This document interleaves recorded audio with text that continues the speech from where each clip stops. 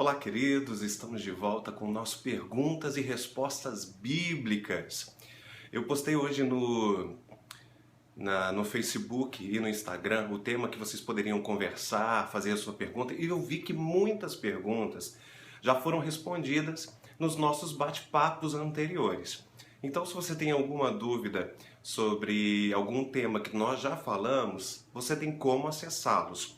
Eles ficam no YouTube, no meu YouTube, que é youtube.com/pastorpr Felipe Heidrich. Então é youtube.com/pr Felipe Heidrich. Depois de um tempo distante, a gente volta com o programa Perguntas e Respostas, mas tem um motivo muito especial. Por que a gente demorou dessa vez? Tá vindo um projeto muito legal aí pra gente bater um papo. Esse projeto, ele não é somente perguntas e respostas. Ele é a Bíblia inteira comentada. Então nós vamos começar em Gênesis 1 e vamos terminar em Apocalipse 22. Imagina cada dia de manhã, não vai ser a leitura da Bíblia, vai ser a Bíblia comentada. Então a gente vai pegar, por exemplo, amanhã, um exemplo, Gênesis 1. E aí vamos comentar Gênesis 1. Depois de amanhã, Gênesis 2. E aí vamos comentar Gênesis 2. Depois Gênesis 3 até Apocalipse 22. Imagina, vai ser um trabalho aí de pelo menos uns 3 ou 4 anos, se a gente pegar um capítulo apenas por dia, mas no final vai ser uma faculdade praticamente. Você vai ter a Bíblia toda comentada e eu acho que vai ser muito legal. O que vocês acham? Gostaram da ideia? Então a gente está esboçando isso, desenhando, e vai ser além de um fruto, né, que gerou perguntas e respostas, porque eu vi quantas coisas a gente aprende junto e quanto nos incentiva a estudar também. Hoje, deixa eu pegar aqui, eu postei lá e comecei a pegar algumas perguntas muito legais. Eu vou começar respondendo a primeira. Mayra Vaspulini: tenho dúvidas referente à vestimenta da mulher. Muitas igrejas condenam aquelas que não usam saia, têm costume de calça. Estou pecando quanto a isso? Em relação ao véu, é pecado entrar na presença de Deus sem o véu? Vamos lá, Mayra. Primeiro que não é pecado você entrar na presença de Deus sem um tipo de vestuário, entendeu? É falta de respeito você entrar na presença de outras pessoas. Então, por exemplo, se você vai a um tribunal e você tenta entrar de camiseta, você é barrado, porque é falta de respeito para com eles, mas não para com Deus. Se fosse assim, você não poderia orar enquanto toma banho, por exemplo. Que eu saiba, ninguém toma banho de roupa. Seria falta de respeito entrar na presença de Deus pelado? Não tem nada a ver. Deus sabe exatamente o que está por dentro da nossa roupa e mais ainda, Ele sabe o que está por dentro da nossa pele, Ele sabe o que está no nosso coração, na nossa mente. Então, é falta de respeito entrar na presença de Deus com hipocrisia, com mentira, com falácias, mas não com quesito de roupa. Talvez a sua pergunta seja a respeito de um texto que tem em Coríntios. 1 Coríntios, capítulo 11, versículo 6, diz assim, vou pegar aqui minha Bíblia. Se a mulher não cobre a cabeça, deve também cortar o cabelo. Se, porém, é vergonhoso para a mulher ter o cabelo cortado ou raspado, ela deve cobrir a sua cabeça com véu. Esse é o texto que Paulo está falando para as mulheres e para os homens da igreja de Corinto. Olha só, vamos explicar então o que é isso. A igreja de Corinto era uma igreja colonizada pelo Império Grego. E quem dominava o deus mais forte em Corinto era a deusa Diana. Então nós tínhamos uma sociedade extremamente feminista naquela época. Quando a Bíblia fala para a mulher cobrir a cabeça, e logo em seguida nos próximos versículos fala para ela não falar em público, se ela tiver dúvida para ela perguntar ao marido em casa, na realidade Deus estava ensinando as mulheres daquela sociedade feminista, em que as mulheres mandavam em tudo, que as mulheres tomavam a frente de tudo, que elas tinham que ser diferentes, que elas tinham que honrar os seus maridos. E colocar algo sobre a cabeça significa que você está debaixo da cobertura de alguém. É por isso que os judeus usam o kippá aqui. Significa, o kippá é como se fosse a mão de Deus. É como se eles estivessem debaixo da mão de Deus. Quando uma mulher naquela época usava o véu, ela estava dizendo, eu sou contra a sociedade. Engraçado que essa semana saiu uma reportagem na Veja que é bela, recatada e do lar. E começou uma vacalhação na internet, todo mundo criticando, porque a esposa do Michel Temer, do vice-presidente, era bela, recatada e do lar. Engraçado, essa é a posição mais bíblica, mais linda. As mulheres têm que se cuidar para serem cada vez mais belas, não só de aparência, mas de alma, de espírito. Elas precisam sim saber se comportar e honrar os seus maridos, e o lar é o seu reino. Ser do lar não é uma crítica, não é algo ruim. Ser do lar é honrar uma mulher em que ela diz, na casa onde tem o marido e os filhos, ela é rainha absoluta. Enquanto a sociedade quer pregar o contrário, a Bíblia nos ensina justamente isso. Boa pergunta para uma semana onde a revista fala sobre isso. Ser assim significa ir contra esse mundo tenebroso que tenta deturpar o papel do homem e o papel da mulher o tempo inteiro. Vamos para a próxima pergunta? Estou aqui, Ellen Coelho. Por que Deus mandou que o profeta casasse com uma prostituta se julgo desigual é pecado? Ellen, eu acredito que você esteja falando do profeta Oséias. O profeta Oséias, ele casou com Gomer, uma prostituta. Mas ali, naquela época, os profetas, eles eram o representante de Deus na terra e eles representavam o povo. Então, quando Deus manda Oséias casar com uma prostituta, ele estava dizendo, o povo de Israel tem se prostituído contra mim. Em nenhum momento ele autoriza o julgo desigual. Oséias foi apenas um instrumento de Deus para ele mostrar como que estava o povo de Israel. É por isso que, por exemplo, Isaías, durante um período de vida do profeta Isaías, ele andou pelado na rua, andou nu. Sabe por quê? Não é porque ele era nudista contra a roupa, nada disso. É porque Deus queria, através da vida dele, mostrar as vergonhas de Israel, a nudez de Israel. Assim era um papel de um profeta no Velho Testamento.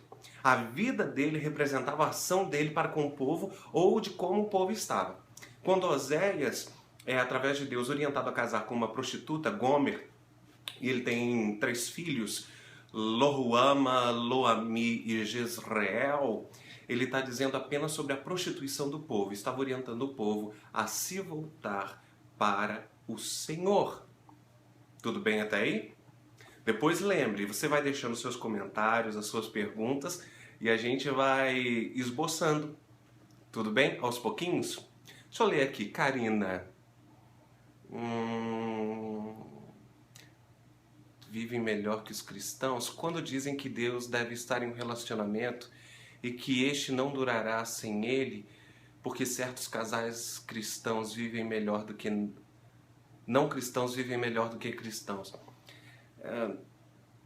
As pessoas acham que casamento é apenas espiritual, você ser de Deus e outra pessoa ser de Deus.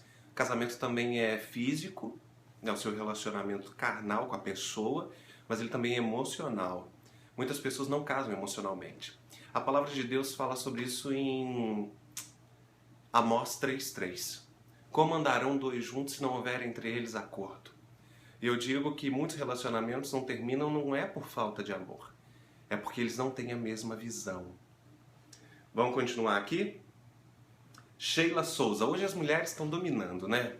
Gente, cadê os homens? Levantam aí. Pede para sair, irmão. A paz, pastor. Recentemente estava em um estudo bíblico onde encontramos um dilema para entender quando a palavra fala que uma pessoa se converte a Cristo, tem seu nome escrito no livro da vida. O que seria isso? E se ela desviar? O que acontece? Uau! Bom, Sheila.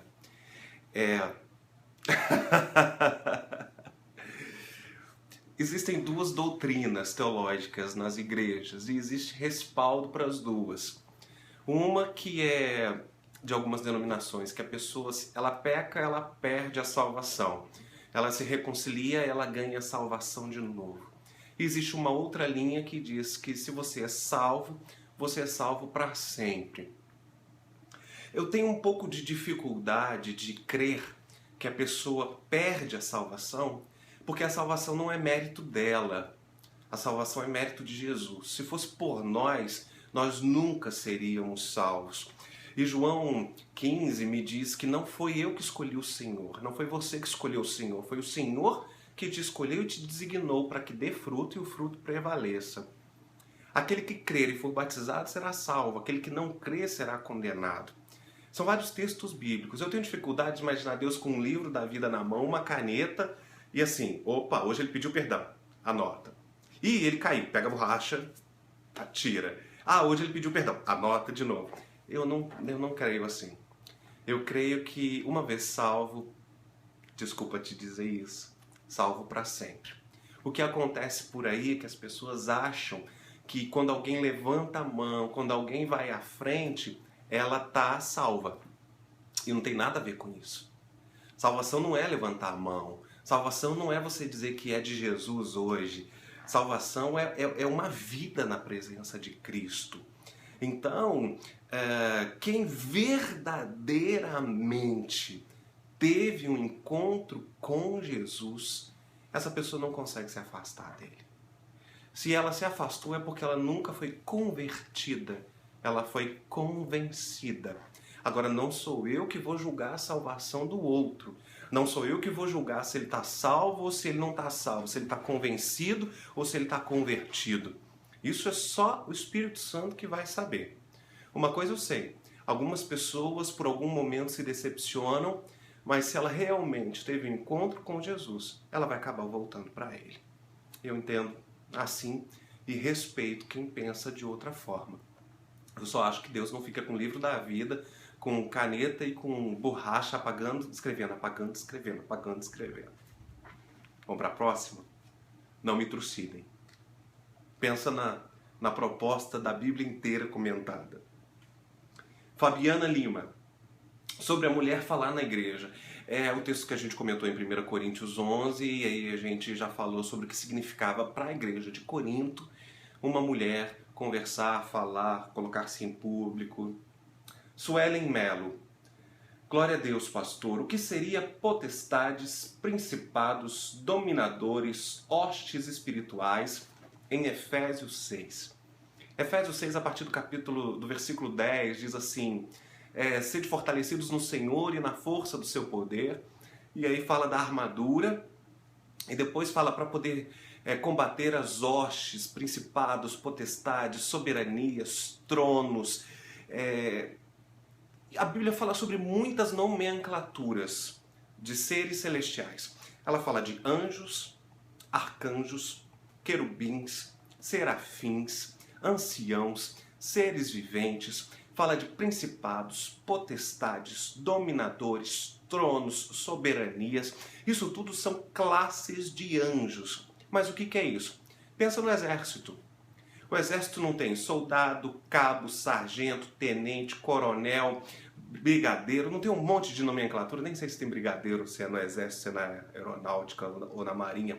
Não tem um monte de nomenclatura de postos. Assim é a mesma coisa com os anjos e com os demônios. Tem demônio de baixo calão, de baixo escalão, demônio de baixo escalão.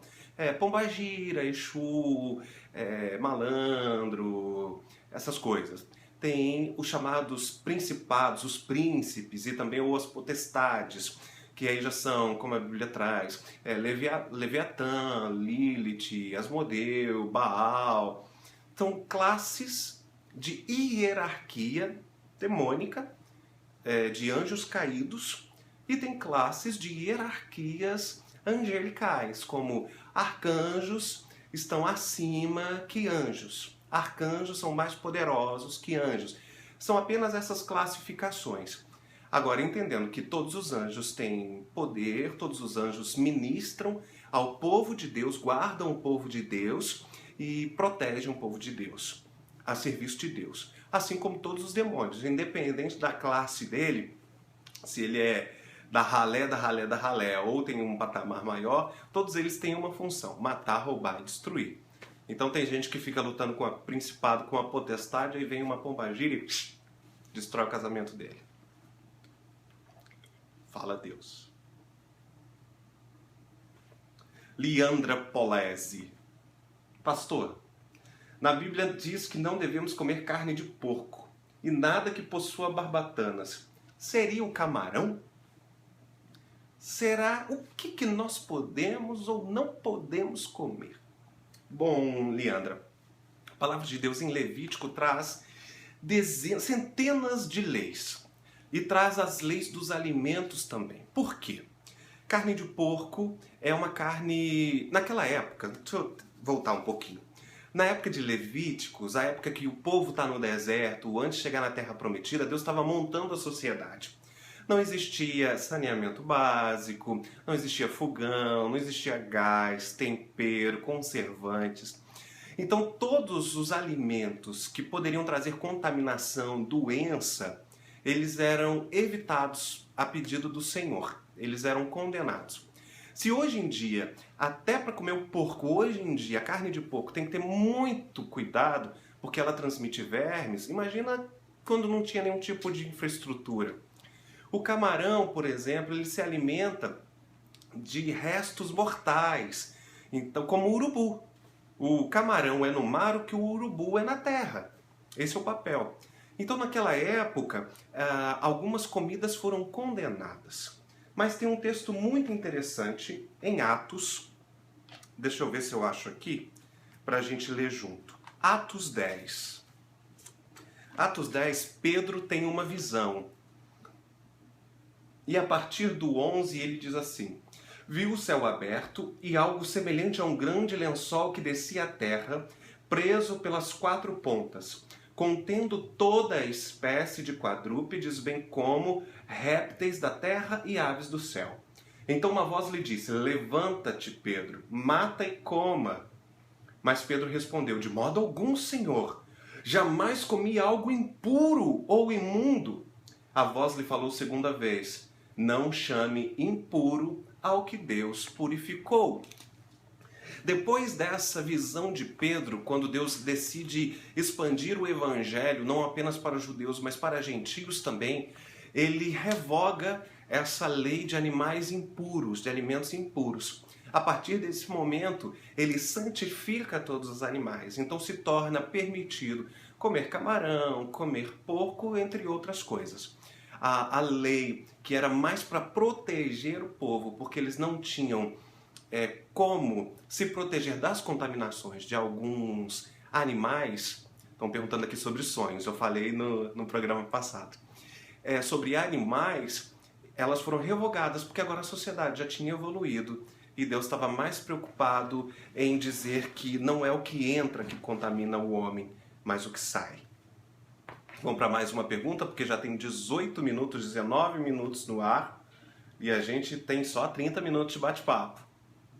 E hoje eu tô parecendo um fantasminha camarada com essa luz aqui.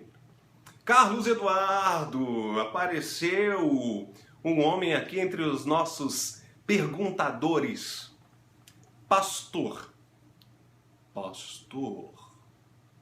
Tô feliz porque hoje vocês pegaram muito leve comigo, entendeu? Ninguém perguntou se Satanás pode se converter. Né? Uma vez eu encontrei uma igreja que estava orando para Satanás se converter. Vocês acreditam nisso? Uma vez me perguntaram assim, ó, essa vai de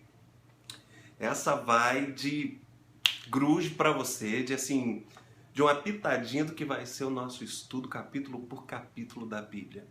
Satanás pode se arrepender? Sim ou não? O que você acha? O que você acha? Responde aí para mim. Coloca aí debaixo do vídeo. Manda para alguém. Marca alguém. Satanás pode se converter? Ah, pastor, ele não pode porque a Bíblia já disse o final dele. Mas e se ele se arrependesse? Sabe por que Satanás não pode ter uma segunda chance? Por que o ser humano tem uma segunda chance? Porque nós fomos levados a pecar contra Deus por alguém. No caso, por Satanás. Mas Satanás não foi levado a pecar por ninguém. Ele mesmo gerou o pecado dentro dele. Então, por causa disso, não há arrependimento para ele, não há conversão para ele, porque ele não foi levado por, ele gerou. Todos nós fomos levados ao pecado, nesse mundo decaído que jaz no maligno por causa dele, através do pecado original de Adão e Eva no Éden. Por isso Jesus veio para nos dar uma segunda chance. Mas Satanás e os seus anjos caídos, os seus demônios, não têm segunda chance para eles. Já foi deferido a sentença, já foi dito, não há como pagar a dívida, não há como fazer outra coisa. Ele já está condenado ao inferno, e o inferno será lançado num lago de fogo e enxofre, como diz Apocalipse, para sempre, sem fim. E não há possibilidade de redenção para ele. Mas a pergunta aqui era: pastor, todas as pessoas são filhas de Deus? E aí eu lembro daquele texto de João, que diz: mas a todos quanto receberam, deu-lhes o poder de serem chamados filhos de Deus, a saber, aqueles que creem no seu nome. Nós temos que entender o seguinte: todos nós somos feitura de Deus. Todos nós somos criatura de Deus. Agora, filhos de Deus, somos apenas aqueles, ou são apenas aqueles que aceitam Jesus. Aqueles que se convertem, aqueles que se entregam verdadeiramente e são preenchidos por Ele e pela presença do Espírito Santo. Todos os seres humanos e todas as coisas existentes são criadas por Deus. Os seres humanos são criaturas de Deus, são feituras, foram feitos por Ele, mas não são todos que são filhos. Filhos de Deus são aqueles que se encontraram com Jesus e aí foram adotados, foram transformados em irmãos para juntos viverem a eternidade. Bom, né? Meu computador aqui descarregou, não consigo ler as perguntas de vocês mais, então eu vou deixar você abrir aí. Tem alguém que tem uma pergunta para fazer agora, ao vivo? Pastor, boa noite. Judas traiu Jesus e se matou enforcado. Já ouvi sobre isso, alguns dizem que ele foi salvo, outros que ele foi condenado. Ótimo. O evangelho termina com a morte de Judas, né? E depois a ressurreição de Jesus, os 40 dias que Jesus passa na terra e depois a ascensão dele para ficar ao lado de Deus. E aí Judas, ele não se arrepende, ele tem remorso do que ele fez. Ele tenta devolver o dinheiro e pega uma corda para se enforcar, mas diz Atos dos Apóstolos que ele não morre enforcado. Quando ele se pendura na árvore, no galho, com a forca, o galho se quebra e ele rola pirambeira abaixo e os seus intestinos, as suas entranhas são rasgadas nessa queda e vai pedaço assim para os lados, uma coisa bem... E ele morre assim. Ele foi para se enforcar, mas morre assim. Judas não se arrependeu, Judas não foi salvo, ele teve remorso. É diferente. Remorso é quando você sente culpa porque alguém descobriu o seu erro. Arrependimento é quando você não consegue lidar com o pecado e fala: eu preciso de Jesus porque eu não quero nunca mais cometer isso. Arrependimento é mudança de vida completa. Remorso a pessoa só tem porque alguém descobriu e nesse momento ela não está bem na fita. Judas morreu culpado e foi para o inferno. Como diria Paulo, numa das cartas dele, pedra de tropeço foi Judas, posta ali para isso. Qual a minha visão, Ingrid Coelho, sobre Maria, mãe de Jesus? A melhor possível. A melhor possível. Maria, mãe de Jesus, ela é a mulher que já pisou na face da terra, mais agraciada, mais bem-aventurada. Ela tinha uma vida piedosa e por isso Deus concedeu a ela a graça de carregar no ventre o Filho de Deus. Maria ela teve o maior privilégio que qualquer ser humano poderia ter. Eu tenho sobre Maria talvez mais consideração, mais amor do que talvez até muitos católicos. A diferença é que eu acredito que Maria esteja no céu e lá ela não interfere no mundo aqui na terra, porque os mortos não têm contato com os vivos. Ela aguarda o dia que todos nós estaremos lá e cearemos juntos nas bodas do Cordeiro. Apesar de tamanha graça e missão, Maria não tem poder, ou mais poder que um ser humano. Ela não pode interceder por mim ou por você. Esse papel pertence a Jesus Cristo, que é Filho de Deus e teve a oportunidade de nascer no ventre dela. No entanto, que a Bíblia diz que depois que ela casou com José, depois que Jesus nasceu, ela teve vários outros filhos. Uma das cartas, por exemplo, das epístolas de Tiago, no final da sua Bíblia, é escrito por um meio-irmão de Jesus. Um filho não de Deus, através de Maria, através de Deus, mas de Maria com José. Entendeu? Toda vez que eu falo sobre Maria, é porque muitas pessoas têm, principalmente no meio cristão, né, ou evangélico, tem dificuldade de falar sobre Maria porque acha que é idolatria. Pelo contrário, queridos.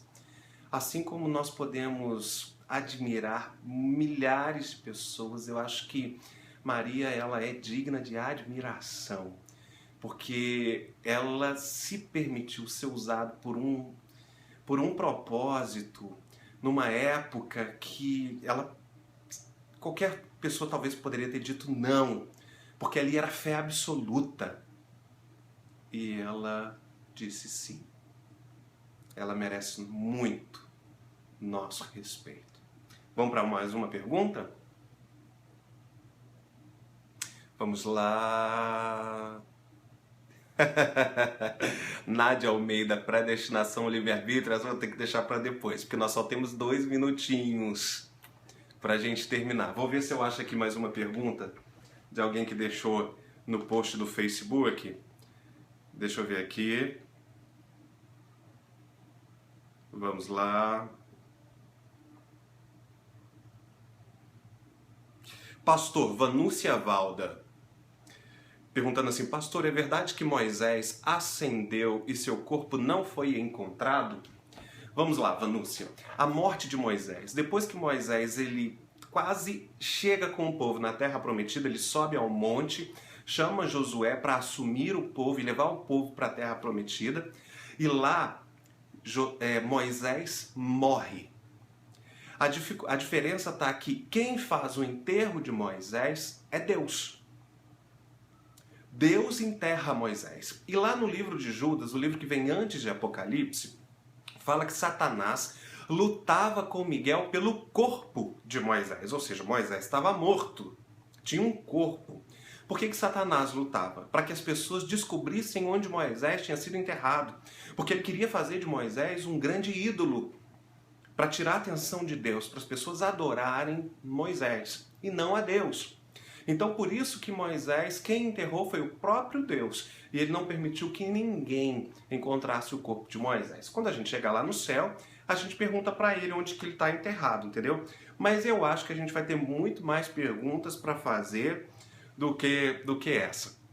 Então, só para terminar, espinho da carne de Paulo. Elisa, lembra no próximo programa da gente responder essa? Incrível essa pergunta, eu amo falar sobre isso. E só lembrando do que eu disse no início do nosso bate-papo, bateram aí 30 minutos de programa, talvez semana que vem a gente já consiga. A partir de semana que vem, querendo Deus, o programa Perguntas e Respostas ele vai evoluir. Todo dia nós teremos um capítulo da Bíblia explicado em vídeo. Nós vamos começar em Gênesis 1 e vamos terminar em Apocalipse 22. Cada dia um, começando em Gênesis 1, Gênesis 2, Gênesis 3. Não vou ler a Bíblia, vou apenas explicar, serão videozinhos de 5 minutos. Você vai ter que ler a Bíblia em casa, glória a Deus por isso. E você vai encontrar todos esses vídeos no meu canal do YouTube. Então é importante que, se você quer fazer esse estudo com alguém, pessoal da igreja, grupo de oração, sua célula, sua família, vocês precisam estar inscritos no meu canal do YouTube, que é youtube.com/prfelipereideres. Estando inscrito lá, cada vez que eu postar um vídeo por dia, você vai receber primeiro no seu e-mail. Então, incentiva todos os seus amigos. A gente faz tanta coisa na internet, né? A gente vê tanta besteira, coisas que não edificam.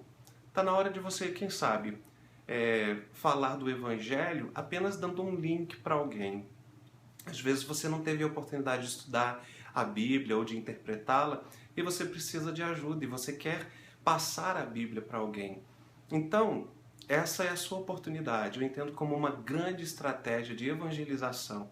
E a palavra de Deus me diz em Oséias que meu povo perece não é por falta de sabedoria, não é por falta de amor, é por falta de entendimento. Vamos entender um pouquinho mais da Bíblia? Então, se você quer abençoar a sua vida e a vida de alguém, entra no canal youtube.com/prfelipereideres, se inscreve no canal e passa para a maior parte de pessoas possíveis. Porque como serão vídeos de 5 minutos, todo dia eu vou tentar gravar para vocês, vou passar tudo e quem sabe no final de 4 anos a gente não estudou a Bíblia inteira. Imagina você tendo a capacidade de ter sua Bíblia e anotar a explicação da Bíblia inteira. Você puder discutir sobre qualquer assunto da Bíblia. Tudo bem que assim, em 4 anos a gente vai ter o básico e a palavra de Deus se revela sempre coisas novas e maravilhosas a cada dia. Mas imagina se a gente souber um pouquinho mais.